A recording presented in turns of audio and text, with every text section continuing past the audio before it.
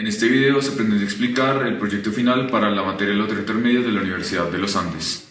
Este proyecto es un experimento que usa técnicas de medición de magnetización remanente para determinar propiedades de interacción internas en un material. La gran mayoría de memorias que funcionan hoy en día funcionan a partir de interacciones de momentos magnéticos. De tal manera que al estudiar estas interacciones en ciertos materiales se podría encontrar alguna eficiencia que supere el desempeño de las memorias de hoy en día. Antes debemos reconocer que nuestro trabajo está basado en una publicación de científicos de la Universidad de Estado de Río Grande del Norte y que recibimos un gran apoyo de los miembros de nanomagnetismo de la Universidad de los Andes, Edwin Ramos y Oscar Garzón. Se lleva a cabo con el BSM de la Universidad de los Andes, que significa Vibrating Sample Magnetometer, el cual pone a vibrar la muestra en cuestión para obtener su magnetización. Primero, con el BSM se hace uso de la técnica de IRM, que es Isothermal Remanent Magnetization, en donde la muestra se somete a un campo magnético positivo, se apaga, con el campo todavía apagado medimos la magnetización remanente. Después aplicamos un campo más grande, lo apagamos de nuevo y volvemos a medir la magnetización remanente y repetimos este proceso con campos cada vez más grandes hasta llegar a un campo de saturación, es decir, donde la muestra esté saturada positivamente. Una vez la muestra esté saturada positivamente, se hace uso de una técnica llamada DCD, que significa Direct Current Demagnetization. Es muy parecida a IRM, pero esta vez los campos que se van a aplicar son negativos. Es decir, con la muestra saturada positivamente, aplicamos un campo pequeño negativo, lo apagamos, medimos la magnetización remanente y repetimos este proceso con campos cada vez más negativos hasta saturar la muestra negativamente. Una vez tomados estos datos, debemos compararlos con el modelo de Stoner-Wolfram, que es un modelo de partículas no interactuantes. Dependiendo de la diferencia que haya entre nuestros datos con el modelo de Wolfram, podemos obtener una idea de qué tan interactuantes son las partículas en nuestra muestra. A partir de esta comparación se establece una variable llamada delta M, en donde se indica qué tan diferentes son nuestros datos de lo que deberían ser según el modelo de Wolfram.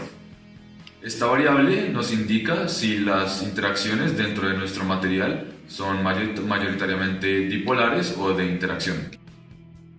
A partir de estos datos podemos obtener también el campo de nucleación, que se denota como H sub n, con el cual se obtiene la constante de anisotropía y la constante de intercambio.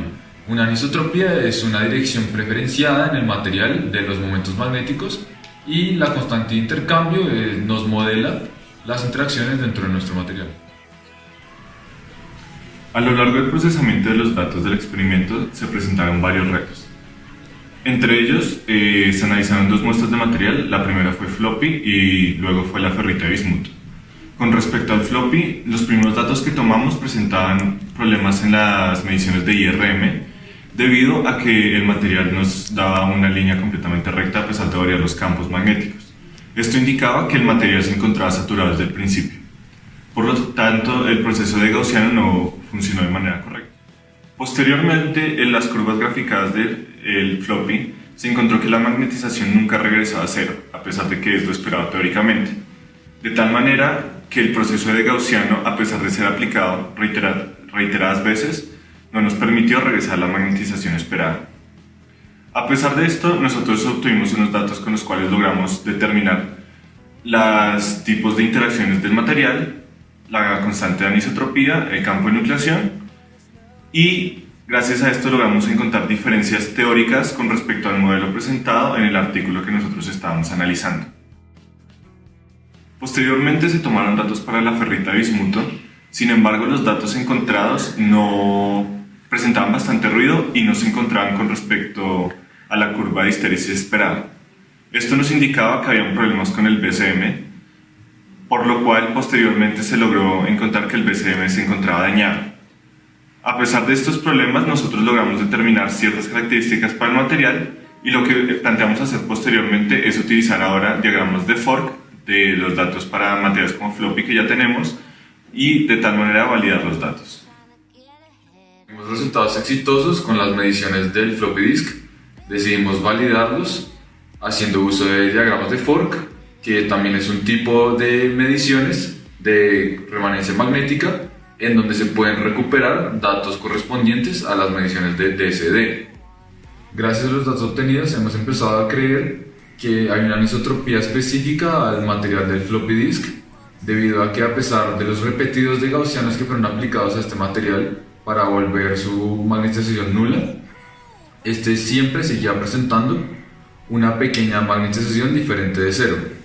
Esto indicaría que hay una dirección privilegiada de los momentos magnéticos dentro de este material. Debido a los datos obtenidos hemos podido ver que las interacciones dentro del floppy disk son en su mayoría dipolares debido al pico negativo que presenta el delta de m, el cual mide qué tan diferente es nuestro material con un material que siga el modelo de Wolfram de partículas no interactuantes. Finalmente, creemos que existe un error teórico en el artículo en el cual nos estamos basando principalmente, debido a que el cálculo del delta m utilizado para medir esta diferencia no presenta el comportamiento deseado.